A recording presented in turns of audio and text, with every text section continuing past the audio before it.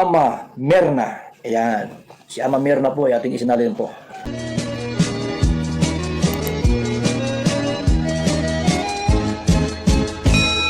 Good morning muli mga kalingap!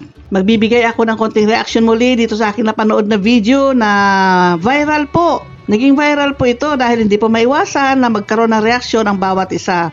Marami na pong gumawa ng video nito, maraming gumawa na po ng reaksyon dito. Dahil para sa kanila po, ito hindi katanggap-tanggap, pero para sa iba naman po, ay baliwala lang ito. Ako naman ay magbibigay lang ng konting opinion o konting payo lang dito sa akin napanood. Panoorin po muna natin. Bakit ba ako'y laging ganito? Lagi akong di mo pinapansin. Para na lang akong laging sumusunod sa gusto mo.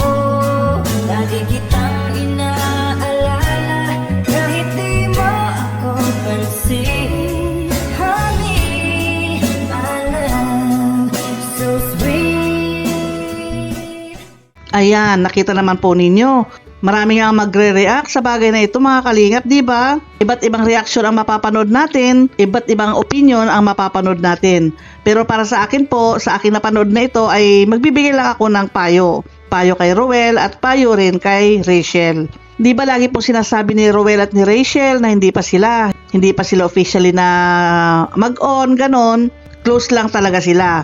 Pero hindi pa sila mag-nobyo at nobya, ganyan. Kung ganun hindi pa sila magnobyo o magnobya, ang papayo ko lang dito ay dapat maiwasan nila yung mga ganitong pangyayari, maiwasan nila yung ganyang sobrang dikit ng katawan nila dahil mababas nga sila. Dahil sasabihin ng iba, oh hindi pa kayo pero tingnan nga naman ninyo, dikit na kayo para na kayong mag-asawa kung makayapos, para na kayong mag-asawa kung kung magkayakap. Yan ang sasabihin nila. Kasi kung hindi pa nga kayo, iwas-iwas talaga yung pagdidikitan, iwas-iwas yung paghahawakan. Pero itong nangyari kasi iba na eh. Talagang yapos na, talagang dikit na kung titingnan mo naman. Yung dibdib sa dibdib talagang lapat na lapat. Kaya sa akin po mas okay na talaga na aminin na lang nila na sila. Kasi ngayon hindi pa talaga nila inaamin eh. Kung inaamin nila na sila na nga, kung inaamin nila na mag-boyfriend, girlfriend na sila, ay maiwasan yung pangbabas na ganito. Makita man nila na ganito ang nangyari, makita man nila na sila'y nagyayapusan, o sila'y nagdidikitan, naghahawakan, at ang mga body movement nila ay parang magnobyo't-nobya na nga. Kung inaamin lang nila na sila na nga talaga, siguro mababawasan yung pangbabas sa kanila. Kasi siyempre, ibabas mo kung halimbawa nakita lang ganyan. Kaya masasabi mo na lang ay normal lang yan sa mag-boyfriend. O di ba? Pag nagyakapan sila, pag nagyapusan sila, normal lang naman yan sa mag-boyfriend, girlfriend. Walang bash na mangyayari. Dahil alam ng lahat o sinabi na ninyo sa lahat na kayo na ang dalawa officially na kayong mag-boyfriend at mag-girlfriend na nga. Pero kung patuloy nyo kasing dinideny na hindi pa kayo, pero yung mga body movement naman ninyo ay sobra pa sa magnobyo, ganyan, masasabi kong sobra pa dahil tinan mo nga naman lapat na lapat yung harapan yung dalawa eh. Kaya hindi ka panipaniwala na hindi pa nga kayo, yung sinasabi ninyong hindi pa kayo. Ibabas nga kayo ng mga tao kung ganyan nga po. Kaya payo ko lang kay Roel at kay Rachel dahil siyempre sikat na sila, marami na silang fans, marami silang manonood, viewers, ganyan. Aminin na lang ninyo kahit 17 pa si Rachel, okay lang naman yon. Total may basbas naman si Tatay Raysan, palagay ko, boto naman sila kay Roel, ganon.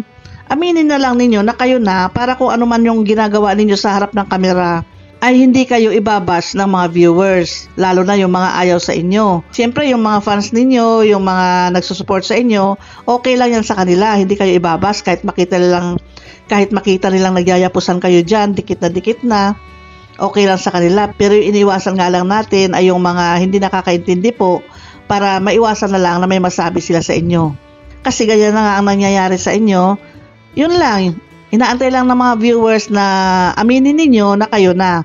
Para sa ganun, anuman yung mga kilos ninyo dyan, anuman yung inyong ginagawa ay matanggap nila.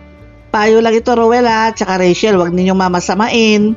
Dahil bilang isang nanay o isang lola na rin, ay proteksyonan din natin yung ating mga sarili sa ganyang mga bagay para yung mga tao na nanonood sa atin ay maiwasan yung mga hindi magandang masasabi nila.